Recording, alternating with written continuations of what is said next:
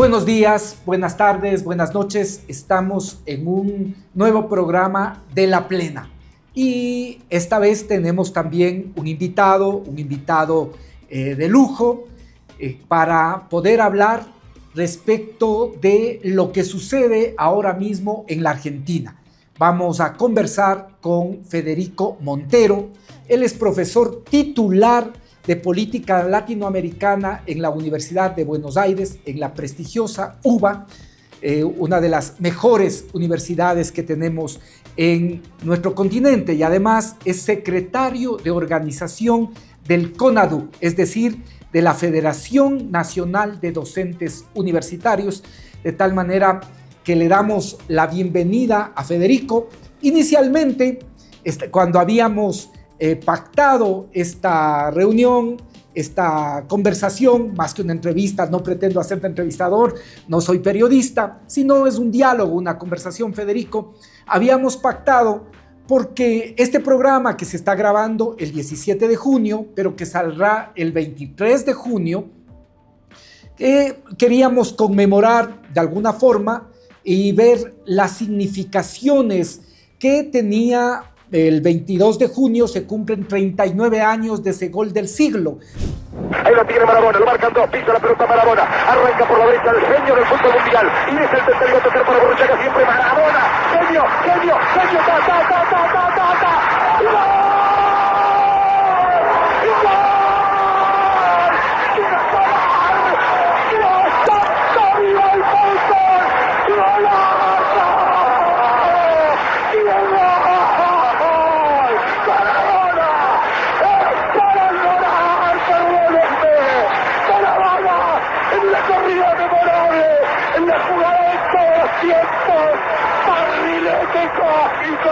¿De qué planeta viniste? Para dejar el cabinete inglés, para que el país se opulle apretado, gritando por Argentina. Argentina 2, Inglaterra 0. Diego Armando Maradona. Gracias Dios por el fútbol, por Maradona, por esas lágrimas, por Argentina 2.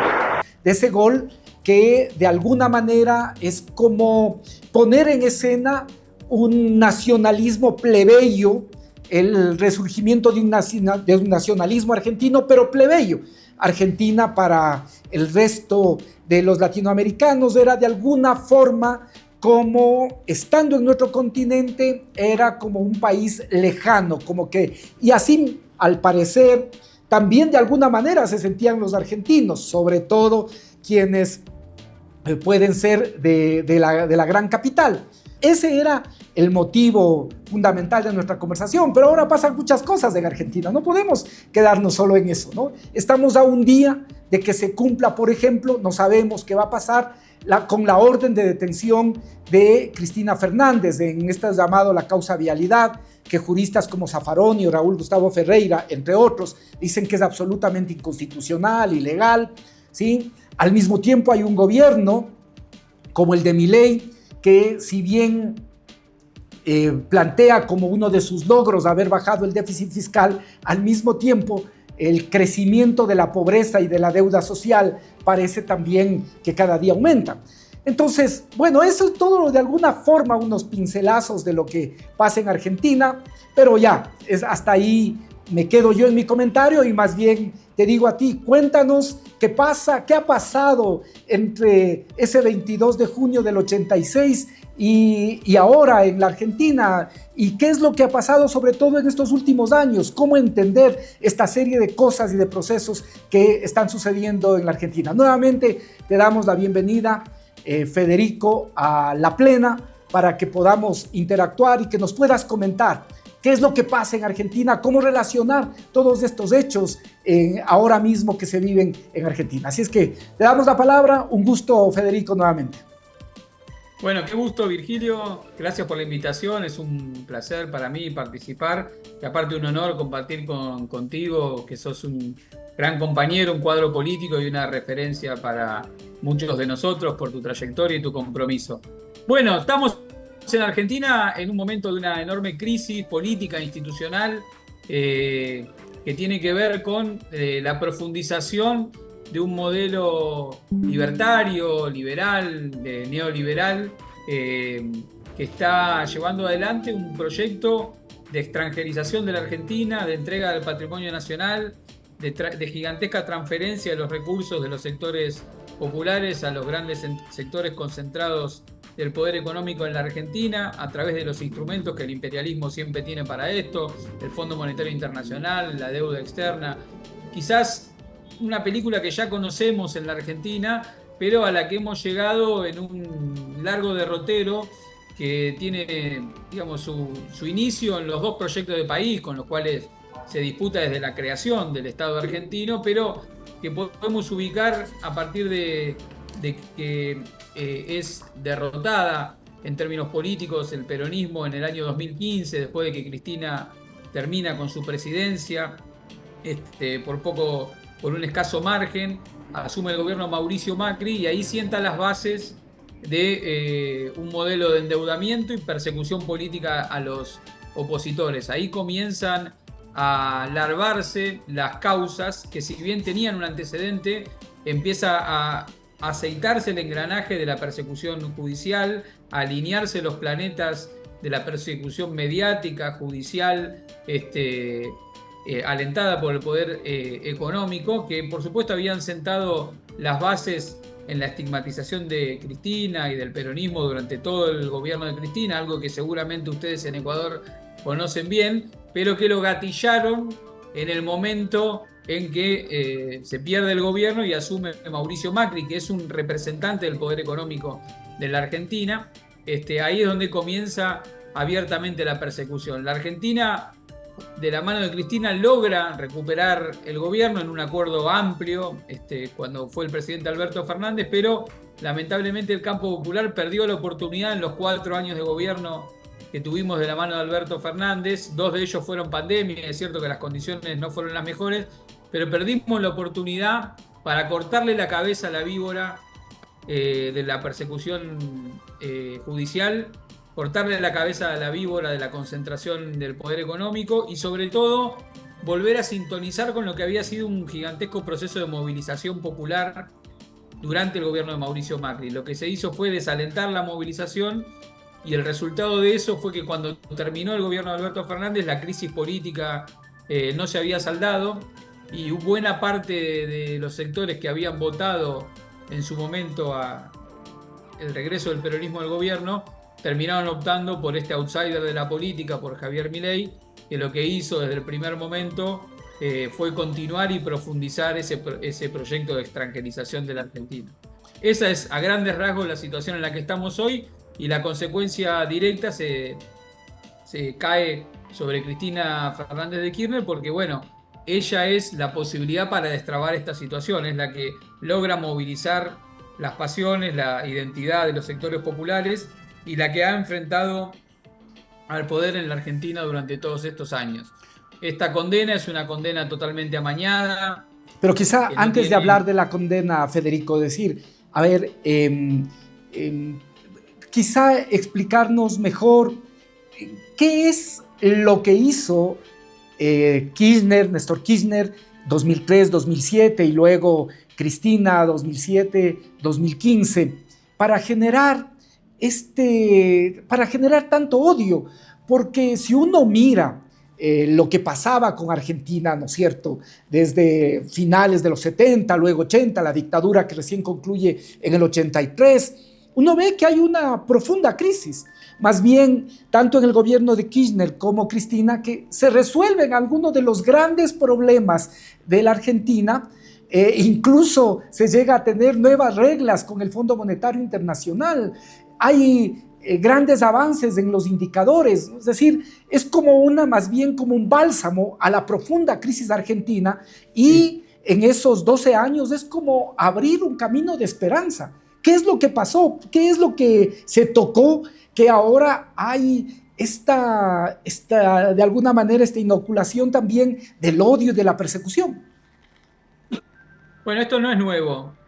La Argentina, el sujeto de cambio de la Argentina, el sujeto político de cambio de la Argentina es el peronismo.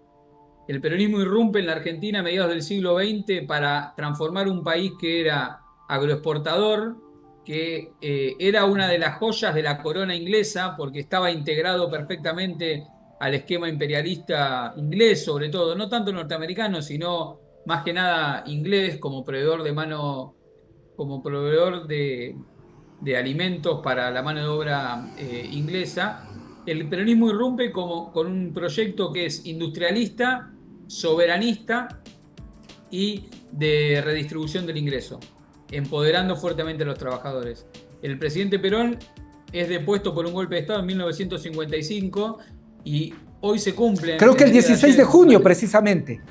Exactamente, por eso, en el día de ayer se cumplen 70 años de un hecho de violencia que fue el mayor atentado terrorista de la historia de nuestro país y que no está registrado en ningún lugar en el mundo, por el cual la aviación militar de la Argentina bombardeó la plaza principal de la Argentina, matando a más de 300 personas civiles, entre ellos niños que asistían al colegio, personas que iban a trabajar, con el objetivo de matarlo a Perón. A Perón no lo mataron, pero tiempo más tarde terminan generando un golpe de Estado y hubo 18 años de proscripción del peronismo entre 1955 y 1973, donde la Argentina alternó gobiernos militares o gobiernos civiles en los que no se podía presentar el peronismo, que eran la mayoría.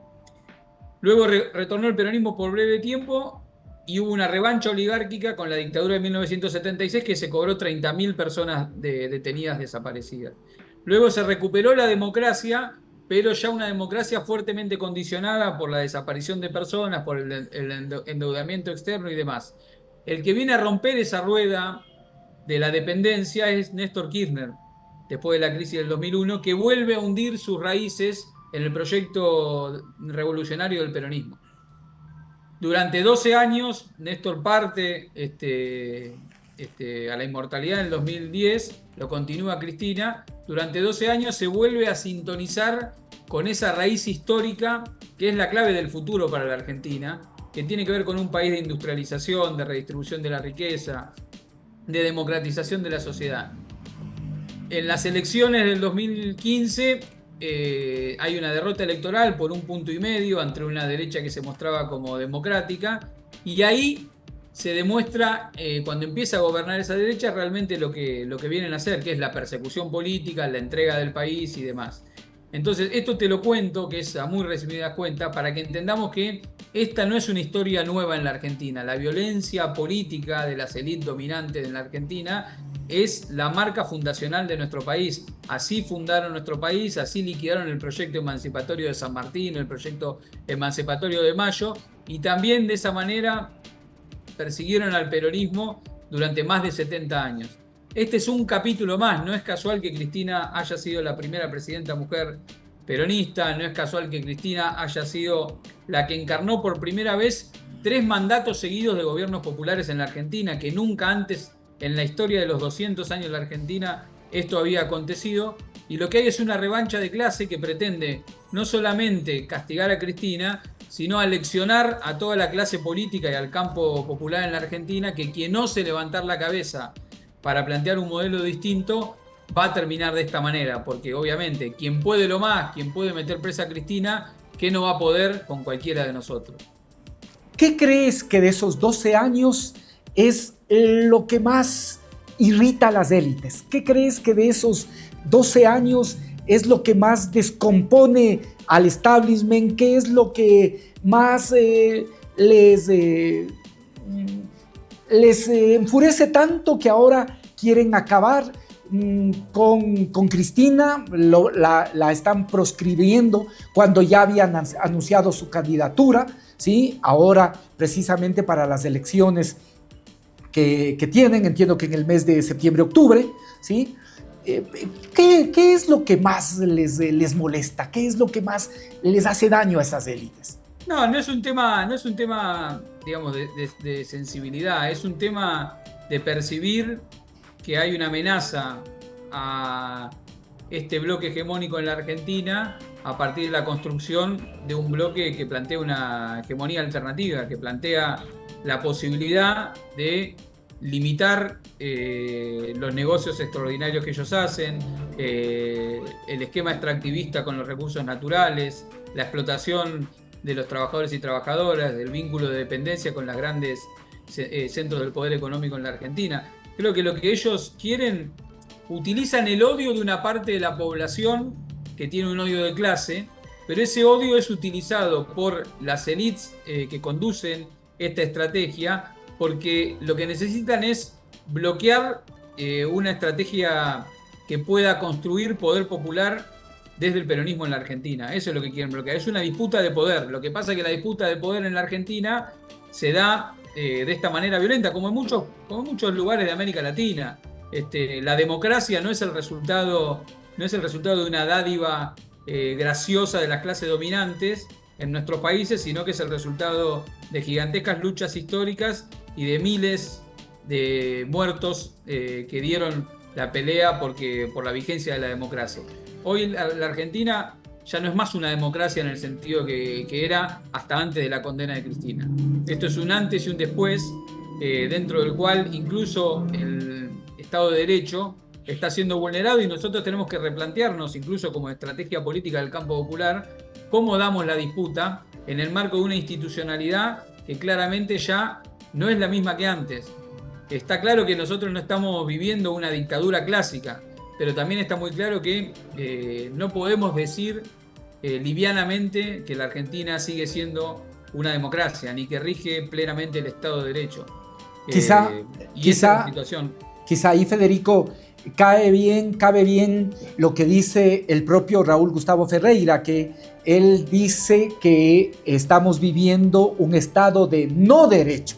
Es decir, que hay una apariencia democrática, pero que en la práctica hay condiciones que no nos permiten hablar de la vigencia de un Estado de Derecho, sino lo que él llama un Estado de no derecho. Así es. Creo que uno de los errores que nosotros tenemos que revisar para adelante no volver a incurrir en la misma situación, si logramos llevar adelante una estrategia exitosa en términos políticos que nos permita recuperar el gobierno aún en estas condiciones, cosa que ya ha hecho el peronismo también, porque cuando Perón estaba proscripto se logró vencer la proscripción al peronismo, pero no a Perón. Se podía presentar cualquier candidato, pero no Perón. Entonces lo que hizo Perón fue presentar a un delegado de Perón, que fue Cámpora, que ganó las elecciones, y cuando gana las elecciones quita la cláusula por la cual Perón no se podía presentar, y ahí se presenta Perón. O sea que nosotros podríamos hacer algo similar, digamos, ¿no? El peronismo podría ganar, aunque Cristina, digamos, no se presente como candidata, y cambiar el escenario y ahí resolver la situación de Cristina. Pero para lograr eso tenemos que evitar un error que incurrimos durante el gobierno de Alberto Fernández, que fue separar la idea de la acumulación de poder de la vigencia de las instituciones. Hay una creencia en un sector del progresismo que se puede estabilizar una situación a partir de pactar con los sectores del poder una especie de equilibrio. Eso no existe.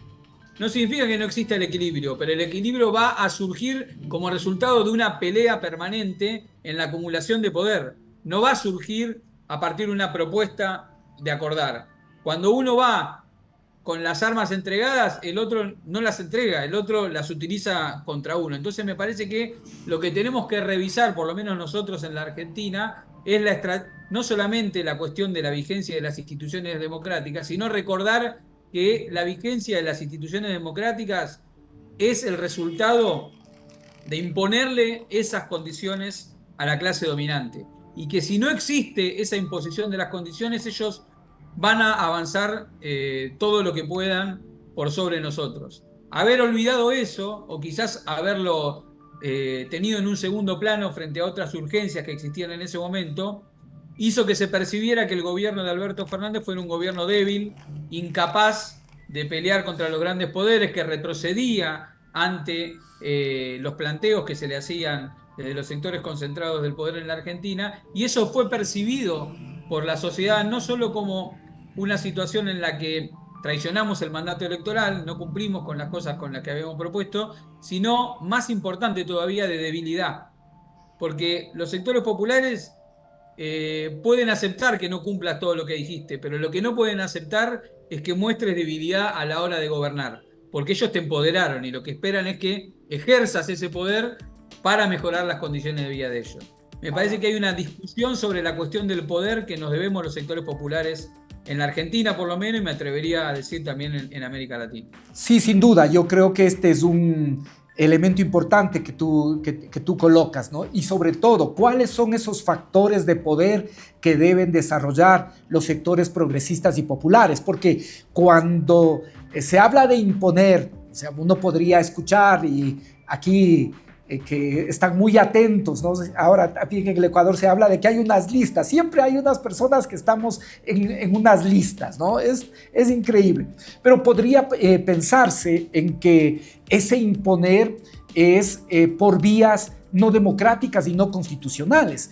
Y ahora mismo, cuando por ejemplo se plantea la defensa de Cristina, se lo hace en el marco de la propia Constitución y de la propia democracia que está siendo atropellada. Es decir, la discusión de cómo construimos factores de poder se hace en el marco de probabilidades que nos da la propia democracia, que nos permite la propia vigencia de la Constitución. En el caso ecuatoriano, que hemos tenido muchas más constituciones, pero la Constitución del 2008 yo creo que ha sido un freno precisamente para, de alguna manera, parar toda la arremetida neoliberal. Y por eso muchas veces les molesta tanto la Constitución del 2008. Entonces, creo que esta discusión del poder es siempre en el marco de lo que dice nuestros propios marcos constitucionales. Creo que esa sí es una importante reflexión y aclaración. Es el poder de las leyes, el poder de las instituciones, lo que ellos no respetan, pero nosotros tenemos que entender que ahí hay una relación de poder que tenemos que hacer valer, porque si nos olvidamos de eso, creemos que las instituciones funcionan porque sí o de acuerdo a una especie de espíritu general que va rondando por ahí, y no es así. Funcionan porque existe la correlación de fuerzas que hace que funcionen, porque si no, no funcionan. Y que rija la ley no es algo dado, como estamos viendo en la Argentina.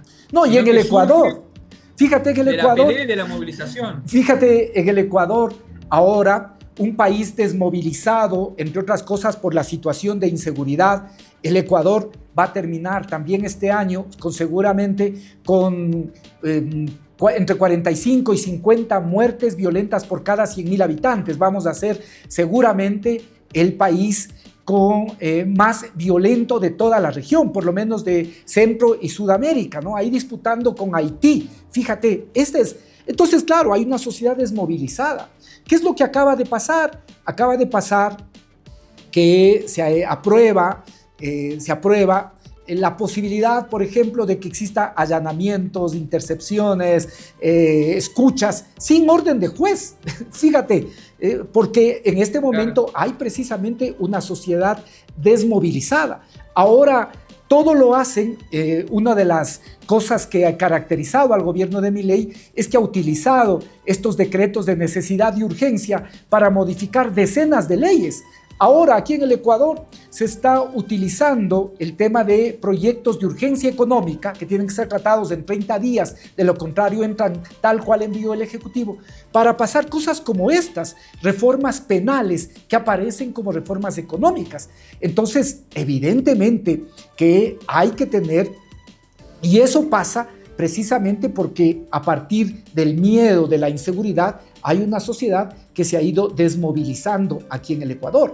Entonces es evidente, necesitamos los sectores progresistas pensar muy bien cuáles son los factores de poder que necesitamos construir para que funcione el Estado de Derecho, para que funcione la democracia. De lo contrario, los sectores de la derecha van a utilizar todo ese poder para acabar con todo rezago democrático y para también arrasar con las instituciones. Y esto es de alguna forma, ya entrando un poco a la parte final y que nos comentes qué pasa con esta sentencia, ¿no? Esta sentencia de la famosa causa vialidad.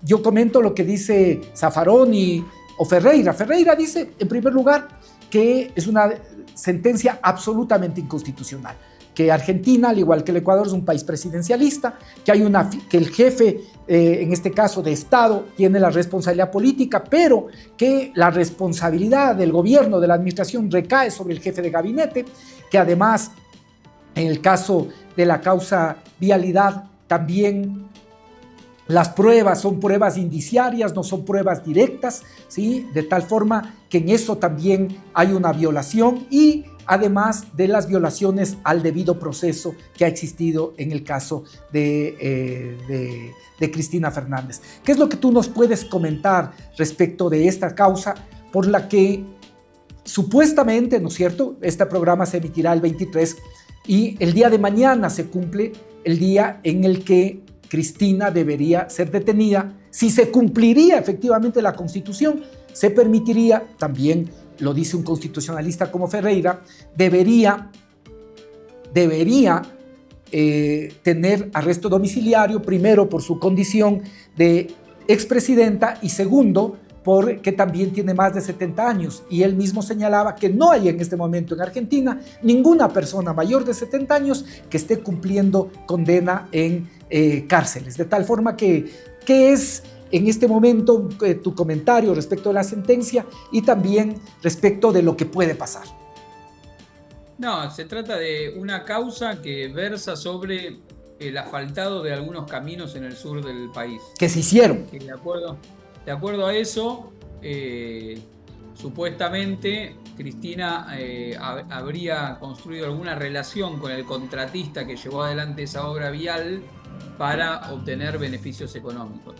Bueno, claramente, como bien vos argumentabas, la Argentina es un país federal y existen innumerables autoridades intermedias entre un presidente y el que ordena asfalten esa calzada, digamos, ¿no? O sea, es ridículo desde el punto de vista operativo. Pero luego, si uno analiza el desarrollo de la causa, hay que entender que aquí en la Argentina existía un juez que falleció, que era el equivalente del juez Moro, que se llamaba el juez Claudio Bonadío. Ese juez fue el que impulsó casi todas las causas contra Cristina. Una de ellas es esta causa de vialidad. Y yo les quiero comentar, porque ustedes quizás no saben, que cuando se presenta una denuncia, se sortea cuáles son el juez que le va a tocar. Bueno, a Cristina en todas las causas siempre tocó este juez. Acá los compañeros de la universidad hicieron un estudio probabilístico sobre cuáles eran las chances de que, presentándose en un sorteo, todas las causas de Cristina siempre salían en ese juez. Y las probabilidades eran 1 en 1.000.000. O sea que Cristina hubiera sido más fácil que se ganara la lotería que saliera siempre ese juez. Sí, entiendo que entre el 2015 y 2019 Cristina tuvo 13 procesos, ¿no? De esos 13 procesos, 10 creo que le tocó a Bonadío y luego a Ercolini, ¿no? Ese juez, Bonadío, que fue el que impulsa las causas, de hecho lo recibió al juez Moro cuando vino a la Argentina. Se tomó fotos. Es un juez con vínculos muy fluidos con la embajada norteamericana, que luego falleció, pero ya dejó armada toda esta estructura. Luego la Cámara, la instancia de revisión, que es quien revisa el fallo de primera instancia, está compuesta por 3 jueces. Los 3 jueces fueron nombrados por Mauricio Macri, pero además tenían como principal pasatiempo ir a jugar deportes a la quinta personal, es decir, a la casa de campo de Mauricio Macri. Y eso está acreditado porque pasaban fines de semana ahí. Sí, no lo han negado, nunca lo han negado. Fue muy famoso, permíteme agregar, un viaje que ellos hicieron a otro lugar en una comitiva conformada por los jueces de la causa de Cristina, los dueños del diario Clarín, empresarios grandes de la Argentina. Fueron todos a una estancia que tiene en la Patagonia Argentina un magnate inglés de nombre Joe Lewis, que tiene una extensión de tierras enorme en el sur de la Argentina. Todos fueron una especie de retiro espiritual.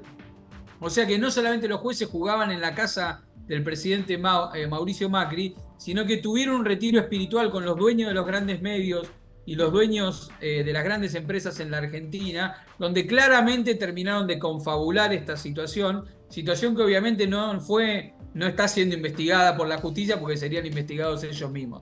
Esos son los jueces que juzgaron a Cristina. Y finalmente la Corte Suprema de Justicia, que termina convalidando todo esto, es una Corte Suprema de Justicia totalmente inconstitucional, porque la ley argentina manda que la Corte tiene que tener 5 miembros, solo hay 3 miembros, 2 de ellos fueron nombrados por decreto por Mauricio Macri. O sea, esa es la justicia que juzgó a Cristina, para que entendamos dónde estamos parados. O sea que además de que la causa en sí es irrisoria, por lo que te decía, que un presidente no le dice dónde tienen que asfaltar una calle a un contratista, los jueces que juzgaron son el juez Bonadío, o sea, el moro de la Argentina, que 1 en 1.000.000 salió en todas las causas.